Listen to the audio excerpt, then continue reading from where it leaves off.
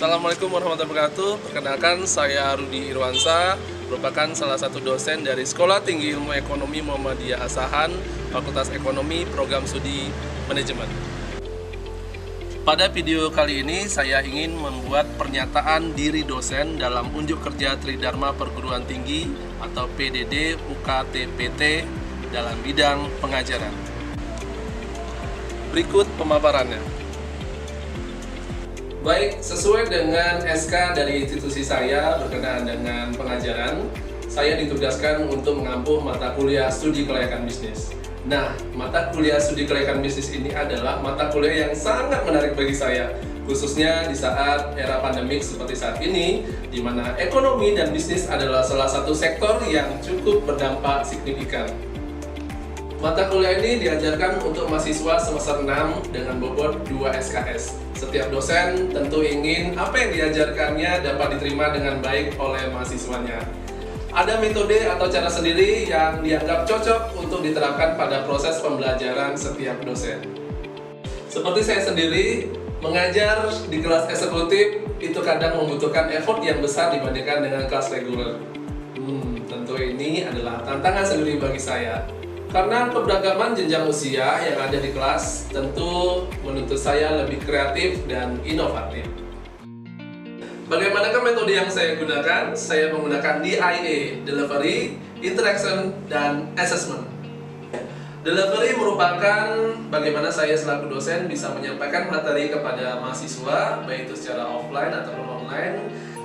Interaction tentunya adalah bagaimana saya bisa berinteraksi dengan mahasiswa yang saya ajarkan, berkaitan dengan apakah mahasiswa bertanya atau saya melempar pertanyaan, artinya ada feedback dua arah, komunikasi dua arah yang kami lakukan di sana.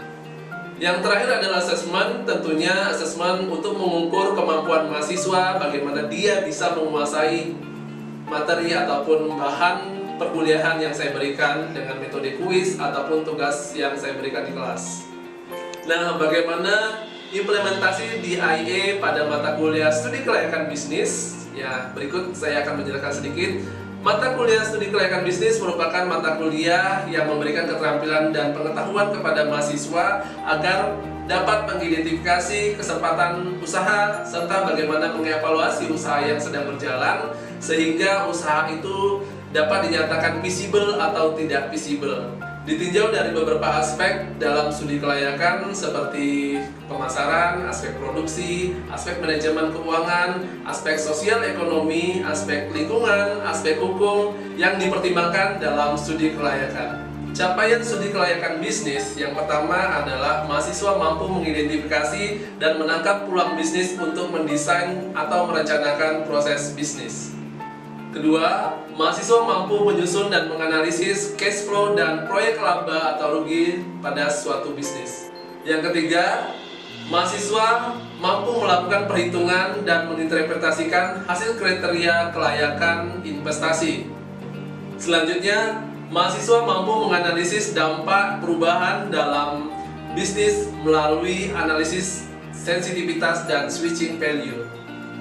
Capaian pembelajaran mata kuliah studi kelayakan bisnis akan didapatkan mahasiswa dari 14 kali pertemuan. Di luar, 2 pertemuan berupa UTS atau ujian tengah semester dan UAS atau ujian akhir semester. Tujuan mata kuliah ini tentunya yang pertama adalah memberikan kemampuan kepada mahasiswa untuk menentukan suatu bisnis ataupun usaha. Dan yang kedua, mahasiswa mampu untuk memutuskan suatu bisnis. Dan yang terakhir, mahasiswa mampu membuat laporan atau studi kelayakan suatu bisnis. Model pembelajaran yang diterapkan berupa contextual learning dan problem-based learning. Kemudian metode yang diterapkan berupa ceramah, presentasi, diskusi, studi kasus dalam pembagian kelompok, dan kemudian saya memberikan tugas berupa studi kasus yang harus dikumpulkan secara individual.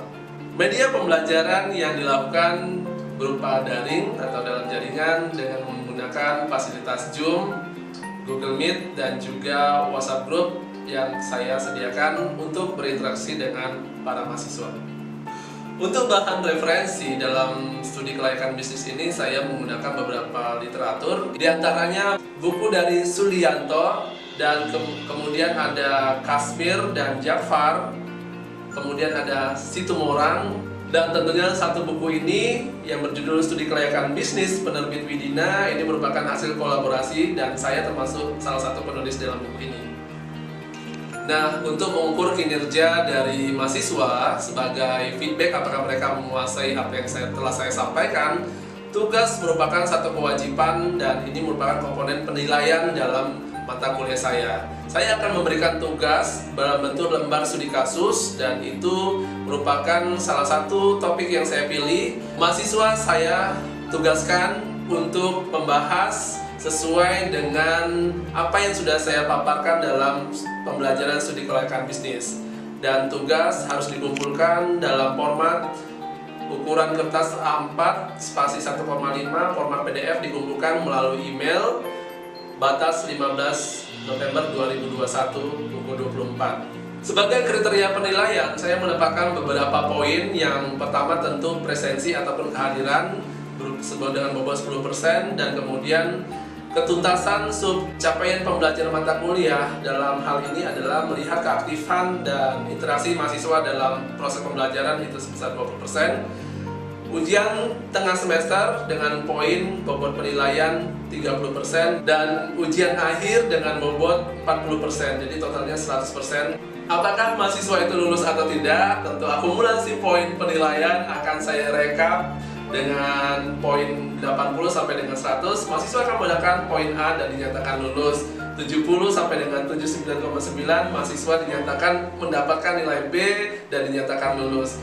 Poin 60 sampai dengan 69,9 mahasiswa akan mendapatkan kriteria penilaian C dan itu dianjurkan untuk mengulang. Sedangkan poin D dengan poin 50 sampai dengan 59,9, dan terakhir mahasiswa yang mendapatkan nilai di bawah 49,9 itu akan mendapatkan nilai E dan ini wajib untuk mengulang. Nah, bagaimana penerapan dari DIA, Delivery, Interaction, dan Assessment pada mata kuliah studi kelayakan bisnis? Yuk kita lihat cuplikan berikut ini. Oke, selamat pagi teman-teman. Assalamualaikum warahmatullahi wabarakatuh. Pada kesempatan kali ini kita bertemu lagi pada mata kuliah studi kelayakan bisnis. Di awal ini saya akan memperkenalkan diri. Saya ingin menjelaskan mengenai kontrak perkuliahan sebelum kita memulai perkuliahan selama 1 semester. Salam kenal, nama saya Rudi Irwansa SPMM dan ini adalah gelar non akademik saya ya. Kemudian saya ya tahu lah, saya pastikan dosen Sekolah Tinggi Ilmu Ekonomi Muhammadiyah Asahan atau STIMA. Pendidikan S1 saya di Institut Pertanian Bogor untuk S1 dan kemudian S2 saya Universitas Musti Buana Jakarta. Ini adalah kontak ataupun WA, email, link dan blog saya yang bisa teman-teman akses. Berbicara mengenai kontrak kuliah, tentu teman-teman pada paham ya bahwasanya kontrak kuliah ini adalah satu hal yang sangat penting saya sampaikan. Tujuan kontrak kuliah tentu mahasiswa tahu apa isi materi kuliah, mahasiswa memahami tugas dan tanggung jawabnya selama kuliah dengan saya ataupun selama 1 semester, dan kemudian mahasiswa mengetahui target nilai akhirnya. Dan setelah itu tentu saya mengharapkan adanya kewajiban dari teman-teman untuk ataupun Anda sekalian untuk mengikuti perkuliahan saya. Yang pertama, hadir tepat waktu. Jika telat waktu maka saya kasih toleransi sebanyak 15 menit. Kemudian absen akan mempengaruhi nilai akhir juga, karena penilaian absen merupakan salah satu komponen yang saya masukkan dalam penilaian di akhir perkuliahan. Bagaimana Pak jika misalnya berhalangan? Ya teman-teman bisa konfirmasi. Tentunya jika ada komunikasi itu bisa menjadi satu hal yang tidak maksudnya jika ada kendala ya bicara saja dengan saya ataupun dengan biro sehingga kita bisa mencarikan solusinya, begitu ya. Kemudian selama mata kuliah saya ini berlangsung ataupun selama teman-teman mengikuti perkuliahan, tentu ada tugas ya. Tugas itu saya akan berikan nanti di setiap sesi, bukan setiap sesi, artinya nanti ada studi kasus yang akan saya berikan dan itu menjadi nilai tambahan ataupun bisa menambah poin penilaian di akhir nanti di semester. Oke ya. Nah, tentu teman-teman harus mengetahui kriteria apa sih yang diterapkan oleh saya selama mengikuti namanya mata perkuliahan ya. Yang pertama adanya presensi yang seperti saya sebutkan tadi di awal. Presensi itu komponen penilaiannya adalah 10% dan kemudian ketuntasan keaktifan teman-teman di kelas itu juga akan saya perhatikan. Kemudian ada ujian tengah semester itu dengan bobot 30% dari nilai yang didapatkan saat ujian, dan kemudian ujian akhir semester itu bobotnya adalah 40% ya, jadi totalnya ada 100%. Bagaimana dengan kriteria kelulusan ya? Ya seperti biasa, teman-teman yang mendapatkan skor di atas 80 itu akan mendapatkan nilai A, 70 sampai 79 itu B, dan 60 sampai 69 C, dan tentunya di bawah 50 itu dinyatakan tidak lulus.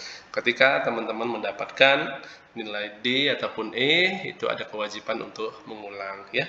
Jadi saya berharap semua mahasiswa saya yang mengikuti mata kuliah saya jangan ada dong yang sampai mendapatkan nilai C ya, itu sangat miris sekali, kejepit nilai C itu ya, mengulang tidak bisa. Jadi itu sangat akan menggerus yang namanya nilai teman-teman. Kalau misalnya nilai sudah bagus, itu dengan nilai C itu sayang sekali. Nah, apa sih sebenarnya mata kuliah studi kelayakan bisnis? Mata kuliah studi kelayakan bisnis ini tentunya teman-teman nanti akan belajar bagaimana memberikan bisa teman mahasiswa itu bisa mengidentifikasi kesempatan usaha, ataupun kalau secara gampangnya begini, ketika kita ingin berusaha, memiliki usaha atau memiliki project, itu harus kita analisa dulu ya, bagaimana dengan evaluasi terhadap nilai-nilai investasinya, baik secara fisik, ekonomi, kemudian amdalnya, itu banyak nanti faktor-faktor yang akan kita pelajari selama 1 semester, dan harus ada decision apakah proyek tersebut visible atau tidak visible, ditinjau tentunya dari beberapa aspek yang tadi kita sudah sebutkan ya, pemasarannya bagaimana, manajemen, keuangan, ekonomi, dan kriteria yang dipertimbangkan dalam studi kelayakan. Baru nanti kalau misalnya dinyatakan layak, ya kita akan lanjut untuk mengerjakan proyeknya atau mengerjakan yang namanya bisnisnya. Namun ketika itu tidak dinyatakan tidak layak, ya pasti kita tidak akan melanjutkan bisnis tersebut. Capaian pembelajaran, mahasiswa mampu mengidentifikasi dan menangkap peluang bisnis untuk mendesain dan merencanakan proses bisnis. Kemudian mahasiswa mampu menyusun dan menganalisa cash flow-nya, dan mahasiswa tentu diharapkan mampu melakukan perhitungan, menginterpretasikan hasil kriteria studi kelayakan bisnis. Dan yang terakhir, mahasiswa mampu menganalisa dampak perubahan bisnis melalui analisa sensitivitas dan switching value. Tujuannya apa sih? Ya, saya ingin memberikan kemampuan mahasiswa untuk menentukan suatu bisnis. Nah, jadi kalau misalnya di mahasiswa itu kadang ada mahasiswa yang ingin langsung bisnis. Nah, sebelum bisnis tentu harus tahu ini bisnis apa sih yang cocok buat saya, kemudian apakah itu nanti menguntungkan. Nah, di sini kita akan mempelajari tahapan-tahapan bagaimana menganalisa suatu bisnis, apakah dia layak untuk dijalankan, kita bisa mendapat keuntungan atau tidak. Di sini kita akan mempelajari. Kemudian mahasiswa mampu membuat perencanaan keputusan, itu tadi yang saya maksud ya. Yang terakhir tentunya mahasiswa mampu membuat laporan studi kelayakan bisnis. Kita tahu ini secara di atas kertas, hitung-hitungnya apakah untung atau rugi gitu ya. Materi apa sih yang akan saya berikan selama 1 semester? Ini yang pertama tentu ruang lingkup ataupun pengantar, yang kedua ekonomi kreatif sebagai bisnis, yang ketiga perencanaan bisnis, 4 aspek organisasi dan SDM, kelima aspek hukum, dan keenam aspek pemasaran, yang ketujuh aspek perilaku konsumen, 8 aspek produksi dan teknologi, ke-9 aspek keuangan, ke-10 aspek penilaian investasi, 11 nanti pertemuan 11 kita membahas aspek politik, ekonomi, dan AMDAL, karena ini aspek yang cukup penting juga diperhatikan berkenaan dengan lingkungan eksternal yang terjadi di saat kita melakukan bisnis ya, ataupun di saat proyek itu berlangsung. Yang ke-12 tentunya desain pelaporan studi kelayakan bisnis. Buku yang saya gunakan adalah, ya kebetulan saya itu mengarang buku bersama dengan teman-teman. Ini buku yang studi kelayakan bisnis yang saya beri di tengah ini. Ini merupakan karangan kami bersama dengan teman-teman dosen di universitas lain. Kita membuat satu buku, dan ini bisa teman-teman dapatkan di penerbit Widina Bakti Persada Bandung. Nah, kemudian sebagai referensi lain ada buku karya Siti Morang dan Sari Jalhelmi. penerbit ULSU, kemudian ada Sulianto, studi kelayakan bisnis, ini Andi Yogyakarta.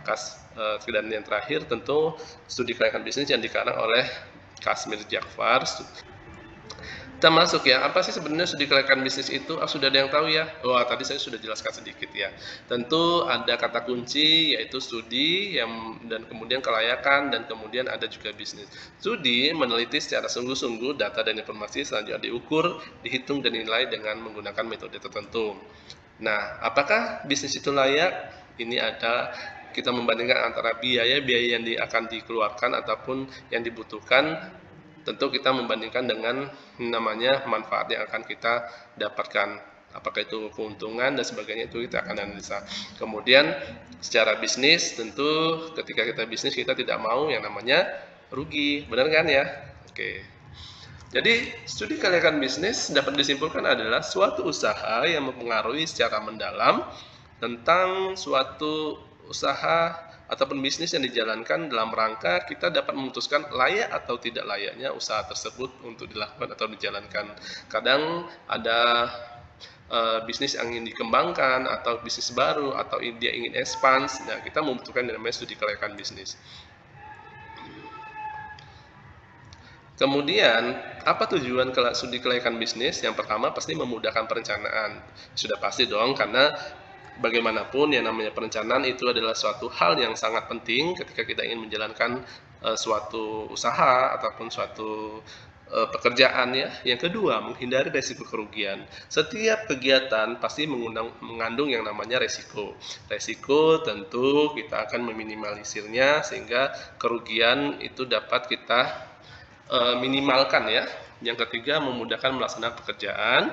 Yang keempat, memudahkan pengawasan. Dan kelima, memudahkan kita melakukan kontrol ataupun pengendalian.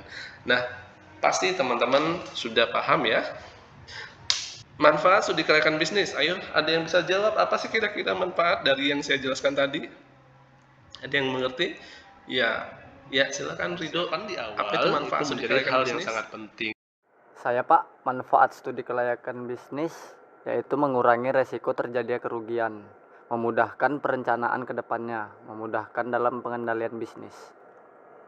Saya akan melanjutkan ke materi berikutnya, yaitu siapa sih pihak yang membutuhkan studi kelayakan bisnis? Ayo, tentu yang pertama adalah pelaku bisnis ya. Pelaku bisnis ataupun orang yang menjalankan bisnis tentu ingin yang mendapatkan yang namanya profit ataupun keuntungan ataupun kekayaan. Namanya orang berbisnis tentu ingin untung ya, nggak mana mau ada orang berbisnis, benar nggak? Ya, coba. Yang kedua adalah kreditur. Bagaimana keamanan dana yang disalurkan terjamin oleh risiko pinjaman. Artinya begini, bank misalkan itu meminjamkan dana kepada kita selaku pengusaha. Pengusaha juga tidak akan mau menanggung resiko ketika mereka melihat bahwasannya kita tidak layak untuk menerima ataupun kita ada kemungkinan kita tidak bisa melakukan pembayaran. Nah, ini adalah yang salah satu tujuan studi kelayakan bisnis ya, dimanfaatkan oleh pihak kreditur. Yang ketiga adalah pemerintah. Kenapa pemerintah? Lah, dengan adanya pengembangan bisnis, adanya dilakukan studi kelayakan bisnis, tentu pemerintah juga ingin melihat sebelum mereka memberikan izin, bagaimana ketika bisnis itu dibuka, tentu bisa mendapatkan perluasan ataupun kesempatan kerja. Yang keempat tentunya masyarakat ya, dan masyarakat tentunya ingin melihat yang namanya meningkatkan taraf hidup dari sosial ekonomi. Oke. Nah, di dalam menganalisa yang namanya studi kelayakan bisnis, tentu kita ada yang namanya tim ya. Kita tidak bisa melakukan pekerjaan studi kelayakan bisnis ini sendiri-sendiri, karena apa? Banyak orang yang terlibat dalam yang namanya menganalisa ataupun mengambil keputusan dalam studi kelayakan bisnis. Siapa saja? Ya, ada tim keuangan, ada tim SDM-nya, ada tim AMDAL-nya, itu semua ada expert-expert ataupun ahli-ahli yang kita kumpulkan sehingga memberikan satu keputusan yang akurat, tepat, dan tentunya ini bermanfaat bagi keputusan akhir ya. Ya, benar sekali ya. Jadi manfaat studi kelayakan bisnis tentunya yang pertama adalah manfaat ekonomi, dan kedua adalah manfaat ekonomi bagi negara ya, dan yang ketiga adalah manfaat sosial. Dan jadi Sangat besar sekali manfaatnya ketika kita melakukan yang namanya studi kelayakan bisnis ya, manfaat ekonominya bagi proyek itu sendiri, bagi negara ataupun bagi sosial, sehingga terjadinya analisa yang cukup baik apakah bingung. Jadi manfaat studi kelayakan bisnis ini bisa memberikan manfaat ekonomi bagi proyek itu sendiri seperti memperoleh keuntungan non materi dan membuka peluang pekerjaan bagi masyarakat ataupun lingkungan di mana proyek itu berada. Yang kedua, memberikan manfaat ekonomi bagi negara. Tentu dengan adanya usaha ataupun bisnis di suatu daerah itu bisa mendapatkan daerah tersebut mendapatkan PAD ya, ataupun pendapatan asli daerah dengan apa? Tentunya ada pajak di sana, kemudian menambah jumlah barang dan jasa yang beredar, kemudian juga tentunya ingin meningkatkan dan membantu pemerataan pembangunan ya. Karena bagaimanapun kalau misalnya ada satu proyek pasti akan ada impact terhadap yang namanya ekonomi daerah setempat.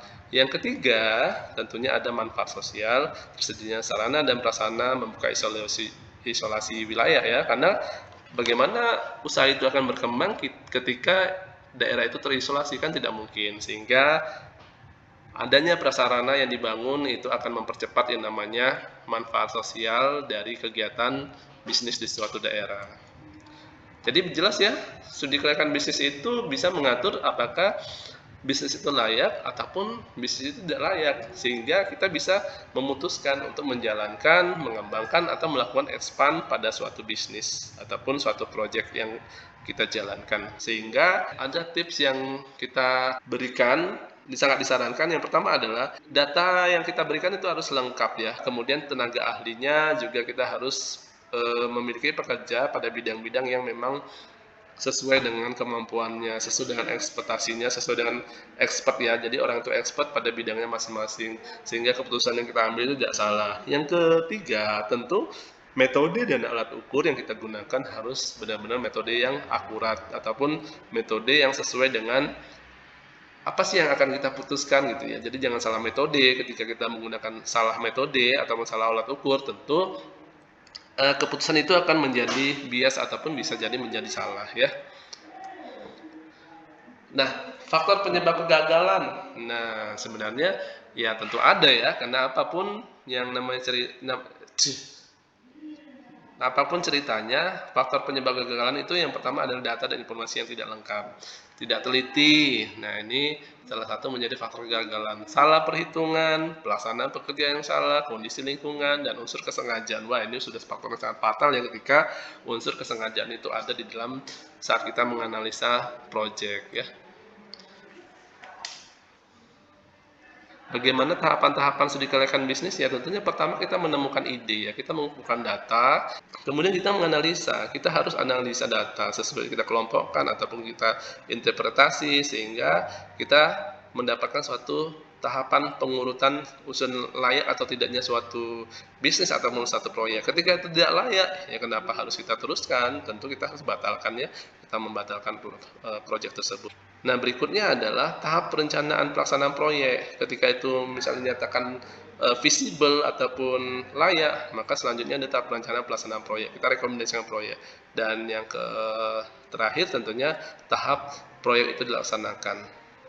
Setelah direncanakan, tentu tahap berikutnya adalah implementasi ataupun proyek itu dijalankan. Oke, saya akan sedikit menjelaskan. Ini kebetulan saya ada video ya, video yang berkenaan dengan. Oke, selanjutnya ini ada video. Mungkin teman-teman bisa memberikan satu resume ataupun pendapat berkenaan dengan video berikut. Kembali di Presiden Corner, pemirsa, pemerintah terus menggenjot pembangunan dari Sabang sampai Merauke. Salah satunya adalah membangun jalan tol di berbagai wilayah Indonesia untuk mempermudah mobilitas warga. Pada 21 Februari 2020, Presiden Jokowi meninjau pembangunan jalan tol pertama di Provinsi Aceh. Kepala negara dan rombongan menuju Simpang Susun Belang Bintang yang merupakan seksi 4 dari ruas jalan tol Banda Aceh Sigil yang menghubungkan Indrapuri dan Belang Bintang. Jalan tol pertama di Provinsi Aceh sepanjang 74 km ini akan terhubung dengan jalan tol Trans Sumatera yang bermula dari Lampung.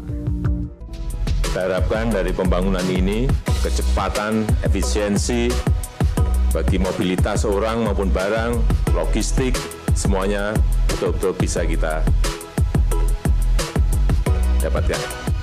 Dengan dibangunnya tol ini diharapkan akan mendorong pengembangan kawasan-kawasan produksi seperti industri di sektor kelapa sawit, komoditas batubara, minyak, gas, dan komoditas pertanian yang terhubung langsung dengan kawasan distribusi. Ya, benar sekali. Jadi proyek jalan tol itu ternyata kalau kita tidak melihat yang namanya memperhatikan AMDAL itu bisa menyebabkan misalkan yang tadinya ada aliran sungai atau aliran air itu tertutup, sehingga ketika musim hujan itu juga akan mengakibatkan yang namanya banjir di daerah sekitar di pemukiman itu akan banjir karena tertutup yang namanya dengan jalan tol bukan jalan tol, artinya penutup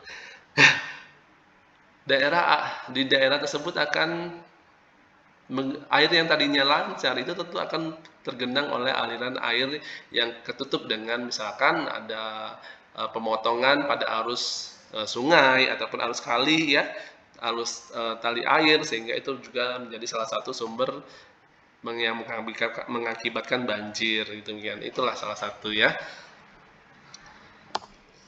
Oke, sampai di sini apakah Anda akan bertanya atau teman-teman yang belum mengerti boleh bertanya?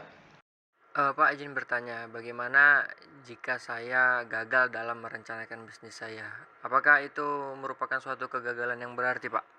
Kalau Anda gagal merencanakan bisnis, maka Anda sebenarnya merencanakan kegagalan untuk bisnis Anda. Jelas sekali ya, gagal merencanakan bisnis sama dengan merencanakan kegagalan bisnis. Ya, tentunya kita tidak mau apa-apa yang kita sudah rencanakan itu menjadi gagal ya. Apalagi yang namanya bisnis tentu membutuhkan yang namanya biaya yang tidak sedikit. Ini adalah salah satu kekhawatiran para pebisnis. Baik, sampai dengan tadi kita sudah memutarkan video, kita sudah belajar bagaimana studi kelayakan bisnis itu, kemudian tahap-tahapannya.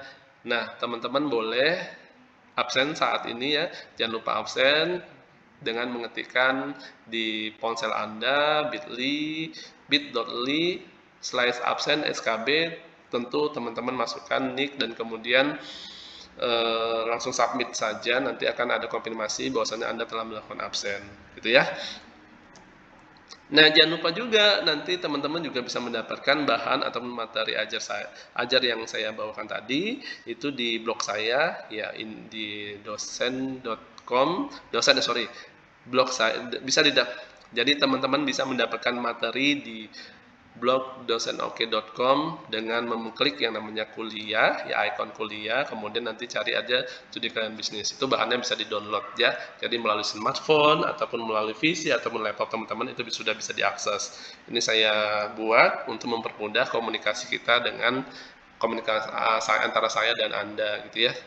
Kemudian nanti juga kuis-kuis akan saya upload di sini nilainya sehingga teman-teman bisa memantau hasilnya secara langsung. Untuk tugas saya akan memberikan berupa analisa ya, tadi teman-teman bisa melihat tadi video yang saya sudah tampilkan atau bisa mencari artikel-artikel berkenaan dengan analisa pembangunan jalan tol Trans Sumatera. Tugas diketik ukuran kertas A4 1,5 spasi, formatnya nanti bentuk dalam PDF dan kirim saja via email. Jadi tidak usah perlu di-print, langsung digital saja kirim ke email saya dan deadline-nya 15 November ya. Oke, demikian perkuliahan studi kelayakan bisnis pada sesi pertama ini. Harapannya teman-teman juga bisa lebih aktif lagi ya. Demikian, Assalamualaikum warahmatullahi wabarakatuh. Selamat pagi.